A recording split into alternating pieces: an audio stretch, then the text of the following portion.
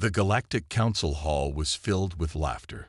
Dozens of alien species sat in the glowing chambers, their voices echoing across the curved walls. Some floated in water pods, others stood on many legs, some even spoke through colored lights. But all of them had one thing in common. They were laughing at Earth. A representative had just delivered Earth's formal request to join the Galactic Union. The speaker was a calm, older human named Ambassador Elias. He wore a simple dark suit and had spoken with polite, clear words. "We come in peace. We are ready to join the stars." But as soon as the message ended, the laughter began. "They're centuries behind our tech," sneered a silver-scaled lizard being.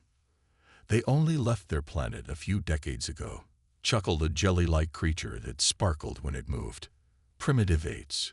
They only discovered faster than light travel by accident." The chair of the council, a tall insectoid being called Velterra, raised one hand to calm the room. "Please," she said, "we must consider all applicants, even the smaller ones."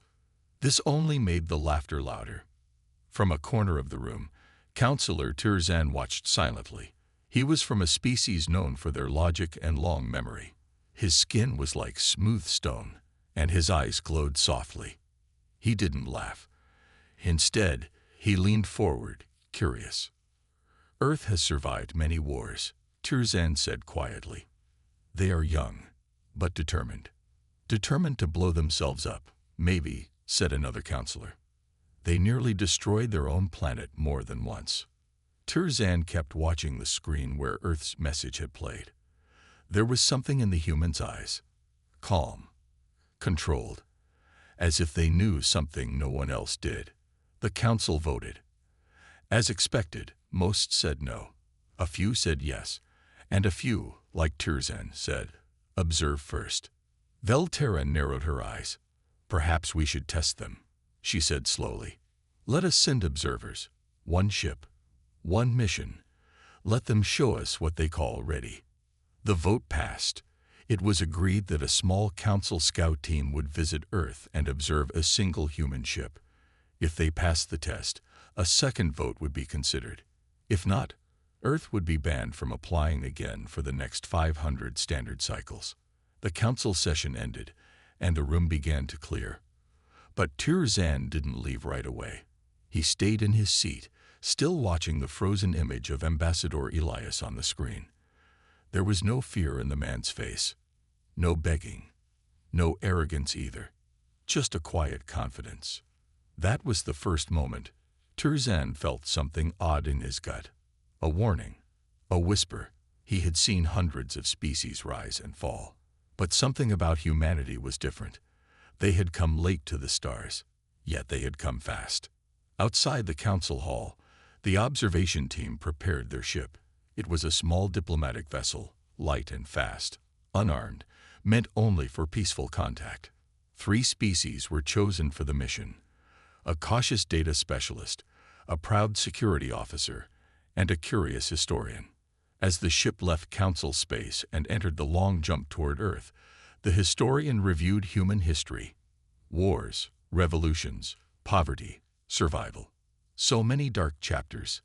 And yet, over and over, humanity had rebuilt itself. Always stronger. Always faster.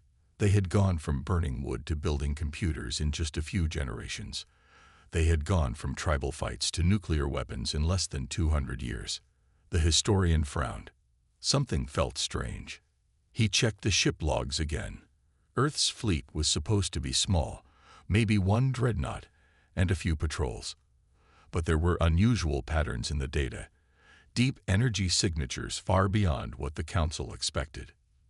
"Just sensor errors," said the security officer with a bored shrug. "Old tech always throws weird numbers." But when their ship came out of warp near Earth, no one laughed anymore. There was no welcome signal, no bright lights, just silence and shadows. Before them, hanging in space, was a ship so large it blocked part of the planet. Dark, silent, and still. Then another ship, and another. Their surfaces weren't smooth and beautiful like council ships. These were rough, armored, full of hidden weapons. The data specialist whispered, "These aren't transport ships. These are war machines." The human signal finally came. A calm voice. "Council observers, welcome. Please prepare to be boarded." And just like that, without weapons or threats, a gravity field gently pulled the council ship toward one of the massive vessels. No one spoke. No one moved. They had come to laugh at Earth. But now fear began to grow in their hearts. And this was only the beginning. The council ship floated quietly in the cold space near Earth. It was a small, smooth vessel made for peace missions. The 3 alien observers inside had trained for many types of contact, but none of them had prepared for what they saw now. The human warship before them was huge. It didn't glow like other ships. It didn't shine or hum. It just was. Silent. Dark. Still. Its surface was black metal with deep scars, like it had been through many battles and survived them all. The data specialist, a thin creature with 6 eyes named Velen, stared at the screen. "This ship is not listed in the Galactic database," he said slowly. "It's not even close." Next to him, the security officer growled. Her name was Arkila, from a warlike reptilian race. She leaned closer, studying the shapes of the hull. "That's not a ship," she said. "That's a fortress." The third, the historian named Luro, didn't speak. He was frozen, his 3 fingers shaking over the datapad in his lap. He had studied thousands of ships from hundreds of civilizations, but this one felt wrong. Not just powerful. It felt like it was watching them. The human voice returned. Calm. Smooth. "Council observers, please do not be alarmed. Your ship is being guided. No harm will come to you." They looked out the window again. A soft blue light had wrapped around their ship. A gravity tether. Smooth and controlled. They weren't being pulled. They were being escorted. Villain gulped. "Do you see how accurate that tether is? Not even a vibration." Arkella's claws tapped nervously. "What kind of engines are they using?" No sound. No flare. The ship glided toward the massive warship, which now revealed a large hangar opening like the mouth of a beast. As they entered, lights flickered on. Cold. White. Precise. Inside, rows of smaller craft sat perfectly still. Drones? Fighters? Nobody knew. Their ship landed gently on a glowing platform. The hiss of steam rose as the doors unlocked. Silence. "Time to meet the humans," said Luro softly. His voice cracked. The door slid open. 3 humans stood waiting. One was tall, in a gray officer uniform. The other 2 wore armor, sleek, black, and silent. The officer stepped forward and smiled. "Welcome aboard the Helios. I'm Captain Reyes."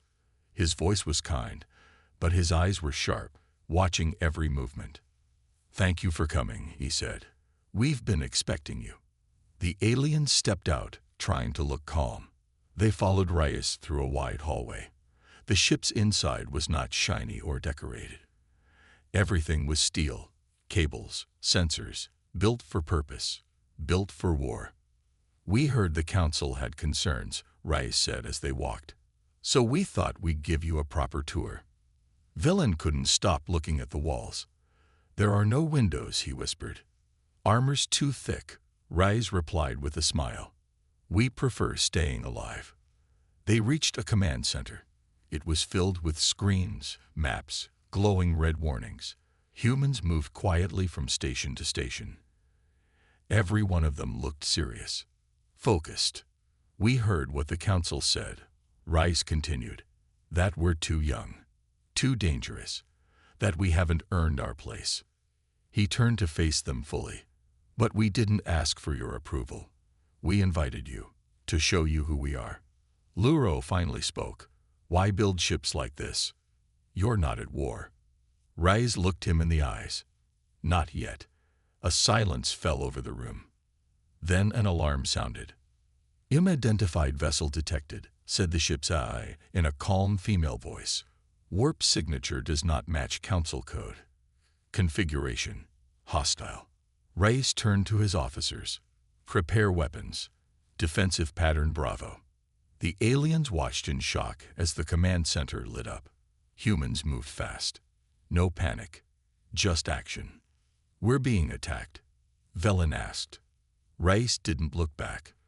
Looks like a pirate vessel. They test us sometimes. They won't make that mistake twice. Arkella's claws twitched. You're going to fight them. Here. Reyes smiled coldly. No, we're going to show you why we build them like this. He tapped a screen. The massive ship powered up. Quiet. Deadly. Outside the viewing screen, space twisted as a long, spiked ship approached. Red lights blinked along its hull. It fired a warning shot. Green plasma that sizzled past the human dreadnought. The Helios didn't even move. Then it returned fire. A beam of white-hot energy lanced through the dark. The pirate ship's shield flickered, broke, and then its engine exploded. One shot. One kill. The aliens gasped. We don't fight because we enjoy it, Reyes said softly. We fight because we remember what happens when we're not ready. Luro whispered, How many of these do you have? Reyes looked back, his eyes unreadable. More than you think. The room went silent again. Outside, the wreckage of the pirate ship floated in the dark, already forgotten. And deep inside the alien visitors, something changed. The laughter they once knew was gone. Now, there was only fear and respect. The alien observers were still shaken from what they had seen outside. One human warship had destroyed a pirate cruiser with a single shot. No wasted movement. No loud celebration. Just cold precision. Now, they were being led deeper into the massive ship called the Helios. Captain Reyes walked ahead, calm and quiet. The three aliens followed him without a word. They passed through long metal corridors, all lined with thick armor and glowing lights. Everything looked strong, clean, and controlled. No gold, no beauty, just pure function. Velen, the data specialist, looked around nervously. No windows, no art, no comfort. Is this normal? Reyes turned his head slightly. We build for war, not style. Comfort comes after survival. Arkela, the proud warrior, touched one of the walls with her claw. This is neutron steel, triple layered. Even our battleships don't use this much armor. Your battleships aren't made for Earth's enemies, Reyes said without turning. Luro, the historian, scribbled on his datapad. Enemies. I thought you had peace on Earth. Reyes finally stopped and turned to face them. His voice was soft, but his words were sharp. Peace is never free. We had to earn it. We've seen too many wars. We've lost too much, so we made sure we'd never lose again. They stepped into a wide chamber. It was the heart of the ship, a control center for weapons, defense, and engines. Screens showed different parts of space. Drones flew in formation. Human officers worked in silence, focused and fast. This is our core operations deck, Reyes explained. Every system connects here. If something moves within 100,000 kilometers, we see it. Velen stared at one of the screens. You have hundreds of drones. Are they all armed? Reyes gave a short nod. Every single one. Autonomous. Precise. Loyal. Arkela frowned. Why so many? That pirate ship was destroyed in one shot. Not every enemy is that weak, Reyes said. And not every battle ends in one shot. They moved on. The next chamber was colder, darker. Machines hummed along the walls. Long tubes filled with blue energy pulsed like veins. This is the power core, said Reyes. Dark matter reactors. Stable, clean, and dangerous. Luro took a step back. You control dark matter. We learned the hard way, Reyes replied. Earth almost collapsed once. We rebuilt it with science and fear. They kept walking. Reyes led them into a room filled with ancient relics, old weapons, uniforms, medals. The room felt different, not like the rest of the ship. It felt human. "This is our memory room," said Reyes quietly. "Every crew member walks through here before they take command. We remember where we came from." Arkila stepped forward and stared at a small metal helmet. It looked burned, cracked, broken. "What is this?" "A soldier's helmet from the last war," Reyes said. "No name, just courage." Luro looked around. "You carry your pain with you." "We never forget it," Reyes said, "because pain keeps us ready." Suddenly, the ship's lights flashed red. A deep alarm sounded. It wasn't loud, but it made their bones shake. "Unknown vessel approaching," said the AI. "Stealth profile detected." No response to hails. Reyes pressed his wrist. "All units, condition black. Bring us to shield readiness." Within seconds, the hallways changed. Walls moved. Armor plates dropped down. Turrets slid from the ceilings. It was like the ship had woken up. The aliens were frozen in place. Velen whispered, "Are we under attack again?" Reyes spoke clearly. "We're always under threat. This is just a reminder." Luro looked outside the view screen. A sleek black ship approached. No lights, no signature. A stealth scout, probably from a rival species, maybe sent to spy on the humans. The Helios didn't fire. Not yet. "Stand down," Reyes ordered. "Let them see."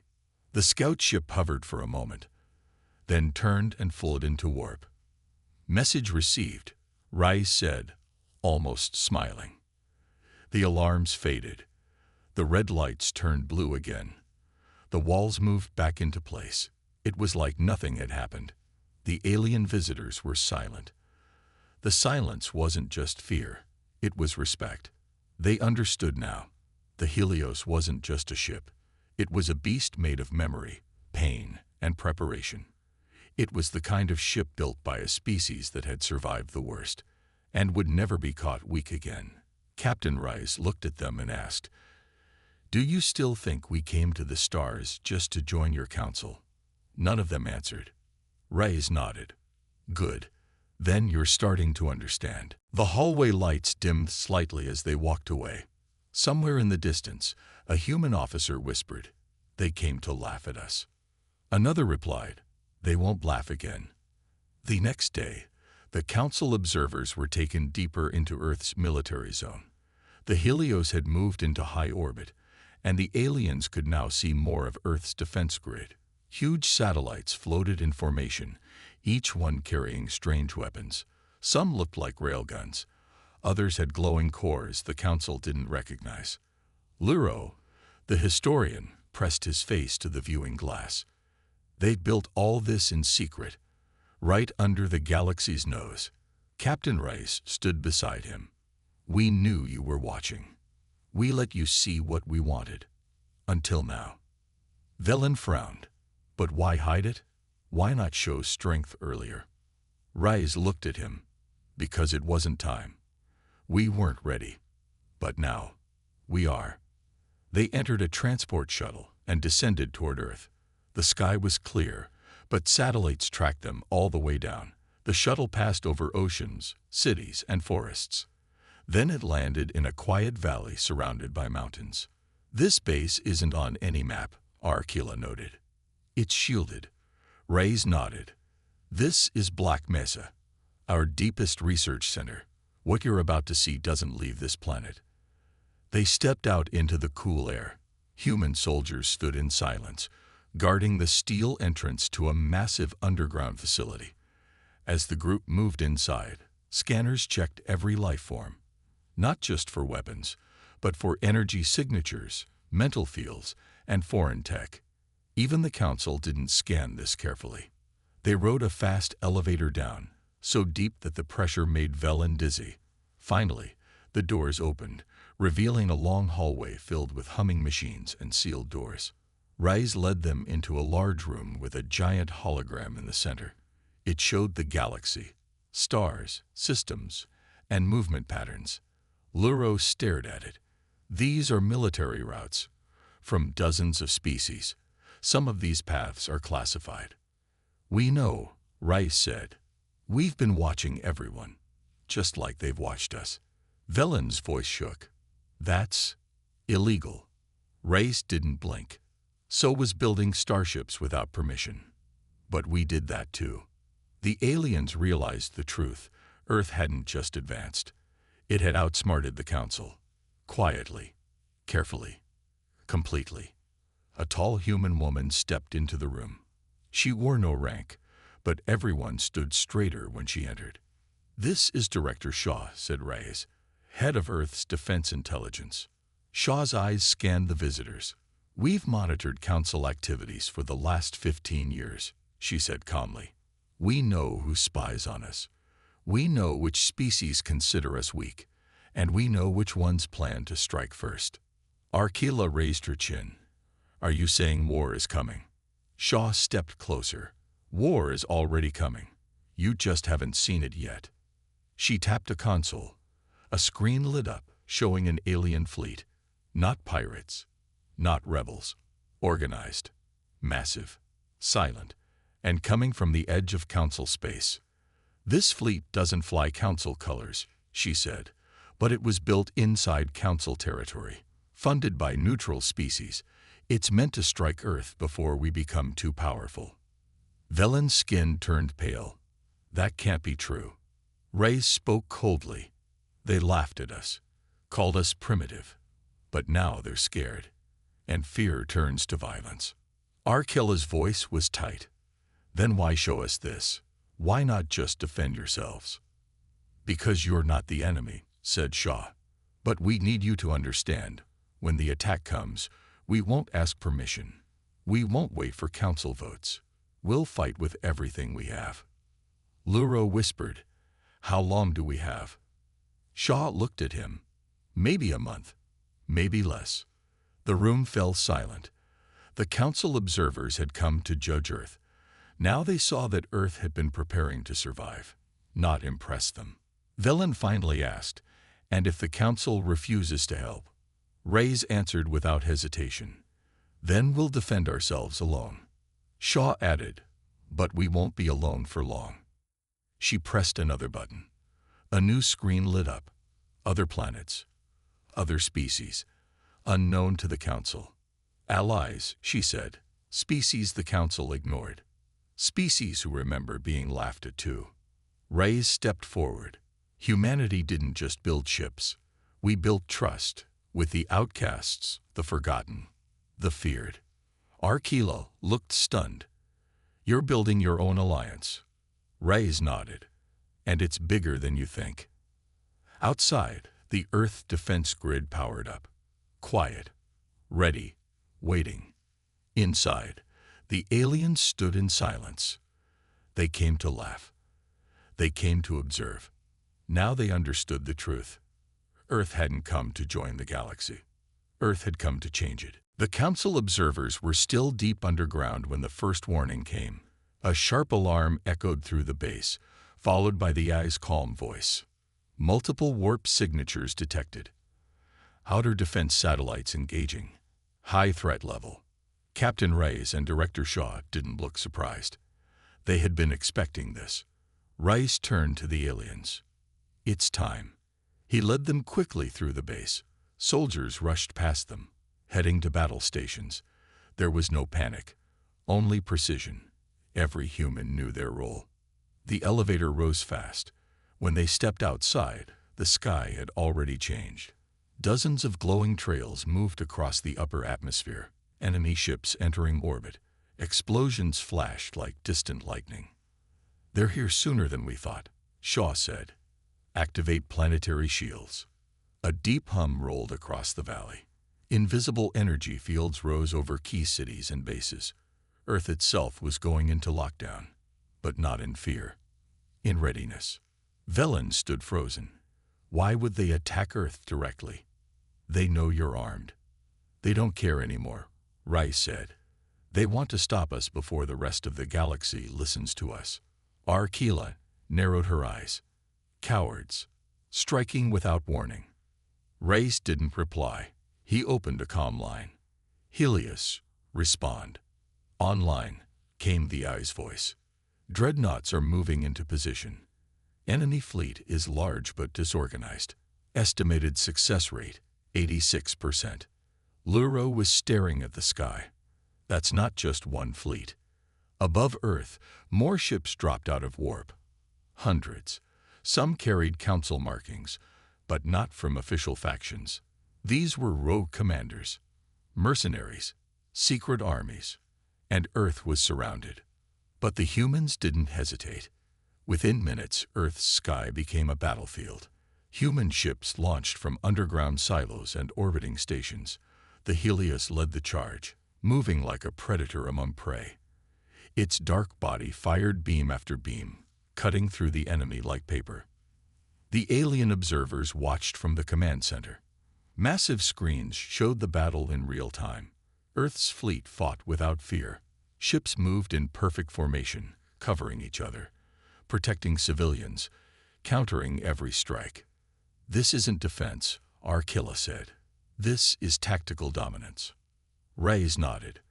"We trained for this. Every day. Every simulation. We knew they'd come." Villain whispered, "You wanted them to come." Reyes looked at him. "No, but we needed the galaxy to see." Outside, an enemy cruiser broke through Earth's outer line. It charged toward a civilian zone. "Target locked," said the AI. Civilian threat confirmed. A human stealth drone, nearly invisible, appeared behind the cruiser. One clean shot, and the enemy ship exploded before it reached the surface. The council observers were stunned. Earth was not just defending itself, it was sending a message. "We never wanted war," Shaw said softly. "But we won't run from it either." One of the council's secret ships tried to flee. Human fighters pursued it across the sky, disabling its engines but sparing the crew. That was no accident. "They're showing mercy," Luro whispered. "So others will talk."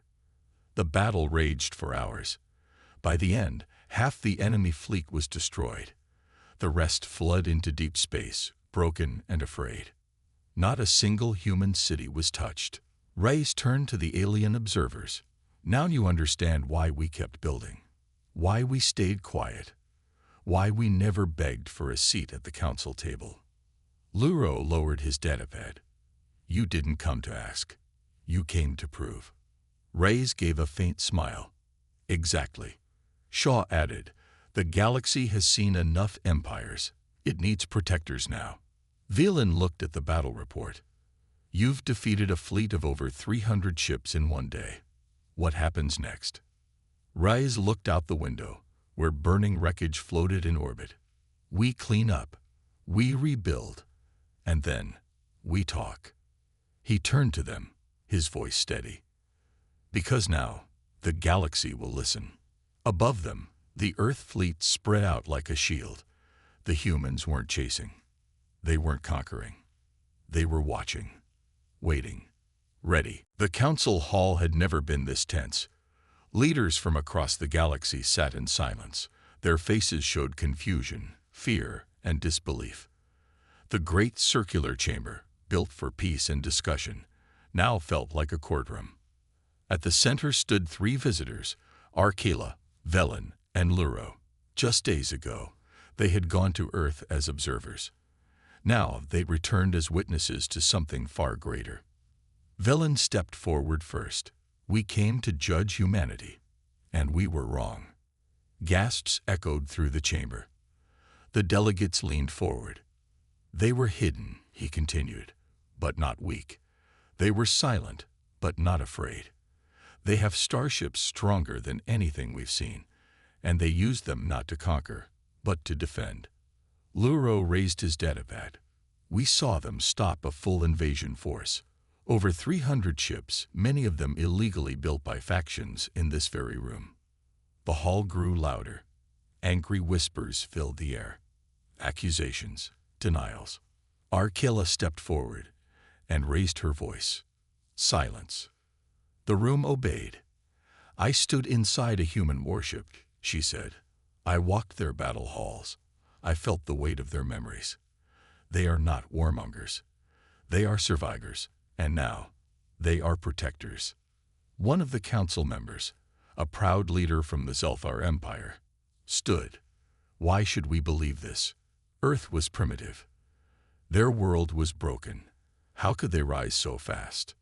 They didn't rise fast, Velen replied. They rose in silence.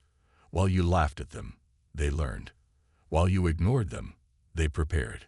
The hall grew quiet again. And then, the doors opened. Captain Rice walked in, calm, confident, wearing Earth's black uniform. Behind him walked Director Shaw and a small group of human diplomats. Some council members stood in shock. Others didn't move. Rice stopped in the center. His voice was firm, but not angry. We didn't come here for revenge, he said. We didn't come to take your power. We came because we believe the galaxy can be better. A few delegates scoffed. One of them, from the wealth-heavy Lorian sectors, said, "You bring war, then speak of peace. How convenient." Shaw stepped forward. "We brought proof," she said. "Proof that someone among you funded the fleet that attacked us. If we wanted war, we would have returned with weapons. But we came with evidence and a warning." She pressed a button. A hologram appeared above the council, showing shipyard records, secret transfers, and names of high-ranking officials. It was undeniable. The chamber broke into chaos. Shouting, protests, panic. Reyes let it continue for a moment. Then he raised his hand. "You all feared us," he said, "not because of what we did, but because of what we could do. And now that you've seen it, you have a choice." The room quieted. "Accept us. Work with us. Let us help protect this galaxy before it burns." A long silence followed. Then, slowly, one delegate stood. The representative from the small planet of Raltor, a race once ignored, once bullied. They spoke in a strong voice. "I vote yes. Let humanity have a seat at this table." One by one, more leaders stood. The outcasts, the border worlds, the broken. They remembered how Earth had reached out to them, given them help when the Council didn't. They owed Earth their lives. But not everyone agreed. The Zelfar, the Lorian, and others refused. "Fine," said Reyes, turning to them. "You don't have to accept us. But understand this. The age of silence is over. Earth no longer needs permission. We will defend what is right, whether you welcome us or not." And with that, he walked out of the chamber. Shaw gave one last look at the room. "You've seen our strength. You've seen our control. Now ask yourselves, who do you want beside you when the next war comes?" She followed Reyes into the hall. Inside the chamber, the vote continued. Earth had not asked for a seat. It had taken its place, not with force, but with proof, with purpose. And the galaxy would never be the same again. Months had passed since Earth stood before the Galactic Council. The galaxy was still shaken. Old powers were losing their grip, and a new balance was forming. In deep space, the human dreadnought Helios led a peacekeeping patrol. It moved through former war zones, now quiet thanks to Earth's presence. Alongside it flew ships from other species, small, proud worlds that had once been ignored. Now, they flew under a new banner, the Unity Pact. It wasn't an empire. It wasn't a rebellion. It was a warning to anyone who still believed Earth was alone. Captain Reyes stood on the command deck of the Helios, watching the stars. Director Shaw entered beside him, holding the new report. "Another pirate fleet just surrendered," she said. "Didn't even wait for a fight." Reyes nodded. "They're starting to understand. We're not here to rule. We're here to protect." "And the Council?" Shaw asked. Reyes gave a half-smile. "Still fighting over who's really in charge. Doesn't matter. The galaxy already decided." Across different worlds, news channels played the same headlines. Earth forms first multi-species defense pact. Humanity declares new era of cooperation. Old powers lose ground to rising alliance. In the Raltor system, a young student watched Earth's speech on her holoscreen. She wasn't afraid anymore. Earth had defended her world when the Council didn't.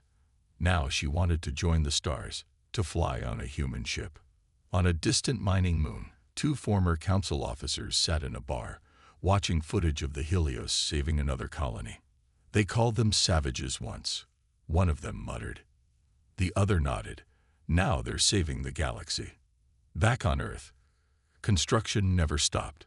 More ships were being built, not for war, but for defense, science, and exploration. The humans hadn't forgotten their past, but they were no longer hiding from it either.